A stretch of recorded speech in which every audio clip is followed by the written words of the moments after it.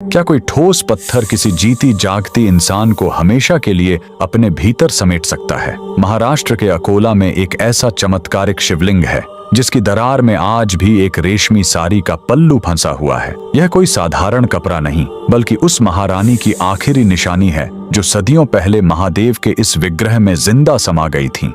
आखिर उस काली आधी रात को ऐसा क्या हुआ था जिसने ब्रह्मांड के स्वामी को यह असंभव चमत्कार करने पर मजबूर कर दिया? इस मार्मिक गाथा की शुरुआत होती है अकोला के राजा अकोल सिंह और उनकी परम भक्त महारानी से। रानी का हृदय राजसी सुखों में नहीं बल्कि महादेव के चरणों में बसता था, पर पहरेदारों और राजसी तामझाम के बीच उन्हें एकांत में पूजा का समय नहीं मिल पाता था। इसीलिए रानी ने एक गुप्त संकल्प लिया। हर रात ठीक 12 बजे, जब सारा संसार सो रहा होता, वे नंगे पैर चुपचाप महल से निकलकर शिव मंदिर जाने लगी।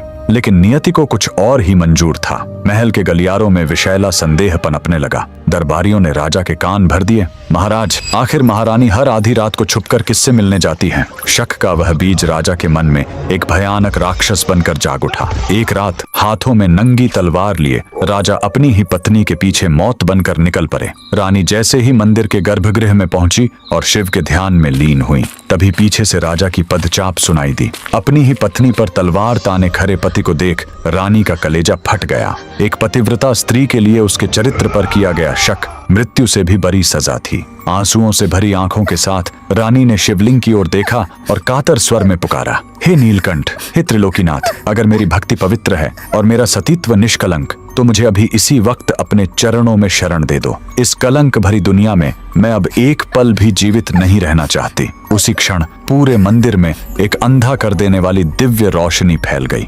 देखते ही देखते वह विशाल और ठोस पत्थर का शिवलिंग गर्जना के साथ 2 हिस्सों में विभक्त हो गया। महादेव ने अपनी भक्त के लिए अपना हृदय खोल दिया। रानी हमेशा के लिए उस शिवलिंग के भीतर समा गई। राजा जब तक अपनी भूल समझ पाता और रानी को रोकना चाहता, वह पत्थर फिर से झुर चुका था। लेकिन महादेव ने दुनिया को प्रमाण देने के लिए रानी की साड़ी का एक पल्लू उस दरार के बाहर ही छोड़ दिया। राजा जीवन भर उस चौखट पर अपनी भूल का प्रायश्चित करता रहा, पर रानी अब महादेव की हो चुकी थी। आज भी अकोला का यह राजराजेश्वर मंदिर उस अमर भक्ति का गवाह है। वह साड़ी का टुकड़ा आज भी उस पत्थर में दबा हुआ है, जो हमें याद दिलाता है कि जब पूरी दुनिया हाथ छोड़ देती है, तब महादेव अपने भक्त का हाथ थाम लेते हैं। अगर महादेव के इस न्याय ने आपके हृदय को छुआ है, तो कमेंट्स में पूरी श्रद्धा से जय राजराजेश्वर महादेव जरूर लिखें।